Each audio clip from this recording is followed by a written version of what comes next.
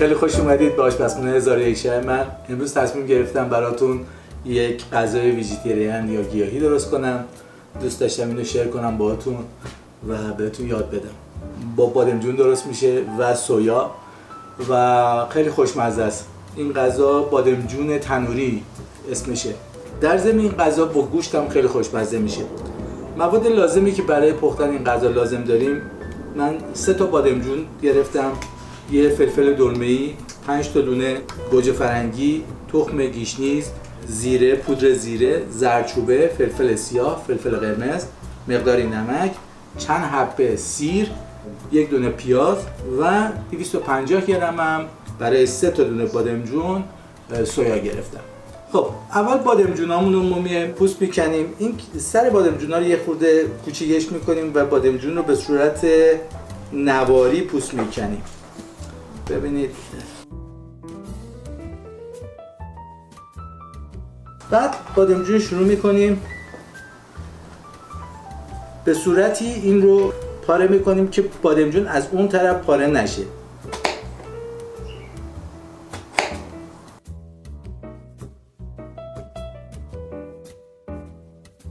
بادمجون باید به این صورت و پاره نشه، به صورت آکاردئونی.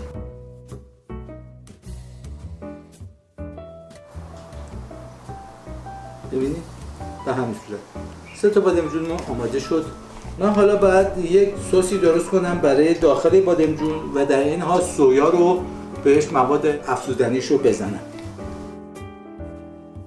من پیاز رو رنده کردم و دارم آب پیاز رو میگیرم. بعد این آب پیاز رو بیرون نمیریزیم، نگه می‌داریم و داخل اون سوسی که می‌خوایم بعداً درست بکنیم و روی این بریزیم استفاده می‌کنیم. در ضمن من نصف اون پیاز رو بیشتر استفاده نکردم. من مایتابه‌مو گذاشتم گرم شد که یه مقدار خیلی کمی روغن می‌ریزم توش و پیازمو، این همون پیازی که آبشو گرفتم میندازم توش، کمی اینو تفتش میدم. خب این مرحله من زردچوبه میریزم، یه مقدار فلفل قرمز میریزم، یه کمی فلفل سیاه میریزم و یه مقدار هم نمک. از پودر زیرمون هم یه مقدار میریزم، از پودر گیشنیزمون هم، تخم گیشنیزمون هم اونم یه مقدار میریزم. اینا رو توی این مرحله من یه تفتش میدم با پیازمون. حالا سویا رو بهش اضافه میکنم. این دیگه به جای رسید که قشنگ تفت کرد. حدود 3-4 دقیقه تفتش دادم. این سویا قبلا پخته شده بوده، من خریدم دیگه، برای مزه دار شدنش همینقدر کافیه. حالا اینو میبریم که بادمجونامون رو باهاش پر کنیم. من گذاشتم این موادی که پخته بودم خنک شد. حالا که این خنک شده شروع میکنم اینو به تیکه‌های کوچیک این رو به صورت کوفته درستش میکنم که بتونم اینا رو در وسط اون بادمجونا جا بدم.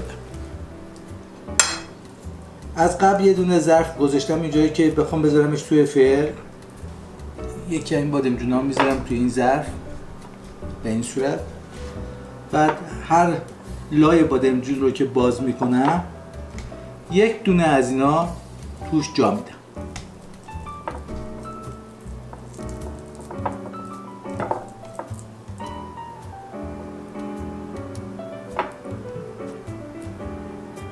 البته شما این موقع اگر از این سویا نتونستین پیدا بکنین، من این سویا رو به صورت پخته از توی سوپرمارکت گرفتم. ولی اگه شما نتونستین این سویا رو پخته بگیرید، میتونید از سویای خشک استفاده بکنید. همون سویا رو برای مدت 2 ساعت توی آب گرم بخیسونیدش. بعد همین کارا که روش کردیم، پیاز و این چیزا رو بریزید و به همین صورت درش بیارید.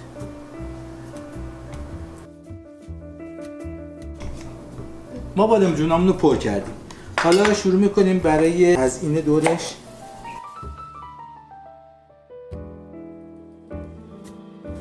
این فلفل دلمه خیلی خوشمزه‌اش میکنه و گوجه فرنگی. حالا من از این سیری که داشتم 2 تا تیکش رو میکنم و شروع میکنم به تهیه سوسی که میخوام دور این غذا بریزم. این سیرا رو هم دارم رنده میکنم. این سیرا رو دارم تو همون آب پیازی که براتون گرفتم، پیازش رو زدم توی سویا و حالا تو همون آب پیاز دارم این سیرا رو من چیکار میکنم رنده میکنم. بعد از این گوجه فرنگی ها رو رنده میکنم توش. حالا گوجه ها رو رنده میکنیم توی همون آب پیاز و سیر. من سس رو درست کردم. شروع میکنم ادویه هایی که اینجا دارم باز بهش اضافه میکنم که این ادویه ها هم بره تو خورد این مواد. این باز همون تخم گیشنیز بود. این هم از زیره، یه مقدارم فلفل سیاه، یه مقدارم فلفل قرمز. البته این فلفلا رو من قبلا به شما گفتم هر چقدر که خودتون ذائقتون میکشه. شاید یه کسی تندی دوست نداشته باشه، من بگم یه قاشق فلفل بریز، بعد اون وقت تند بشه نتونه بخوره. اینا رو با هم یه قاطی میکنیم.